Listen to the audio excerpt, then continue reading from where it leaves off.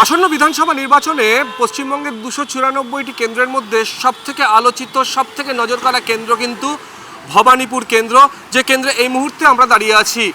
এই কেন্দ্রে একদিকে যেমন মমতা বন্দ্যোপাধ্যায় দাঁড়িয়েছেন, তেমন অন্যদিকে বিরোধী দলনেতা দাঁড়িয়েছেন। আজকে মমতা বন্দ্যোপাধ্যায় নিজের নমিনেশন ফাইল করেছেন। কি বলছে এখানকার সাধারণ মানুষ? আমিও এবার ফার্স্ট টাইম ভোটার আছি। এবার তো এখানে খুব টাফ কম্পিটিশনটা হচ্ছে। এবার কে, এটা তো ভোটের পরেই জানা যাবে। এখানে আমাদের ভবানীপুর কনস্টিটিউয়েন্সিতে আমাদের মুখ্যমন্ত্রী জিতবে। এখানে মুখ্যমন্ত্রীকেই সবাই চায়। দিদি তো জিতবে, দিদি আমাদের পাড়ার মেয়ে। ভবানীপুরে বাইরের লোক চলবে না। আমরা কি চাইছি সেটা তো নয়, কিন্তু সাধারণ লোকও চাইছে যে বিজেপি আসুক। আমরা এখন ওইসব কিছু বলতে পারছি না, বুঝতে পারছেন। মমতা ব্যানার্জি জিতবেন।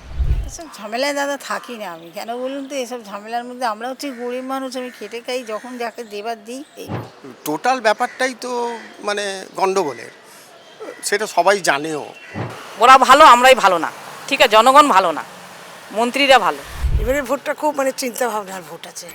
দিদি থাকবে। শুভেন্দু অধিকারী তো উড়ে এসে জুড়ে বসা, সুতরাং কলকে পাবে না। প্রতিপক্ষে যেই থাকুক না কেন, ভবানীপুর কেন্দ্রে মমতা বন্দ্যোপাধ্যায় ঘরের মেয়ে হিসেবেই কিন্তু পরিচিত। ফলে তার গ্রহণযোগ্যতা এই কেন্দ্রে অনেক বেশি ভোটারদের কাছে। ফলো করুন বর্তমান।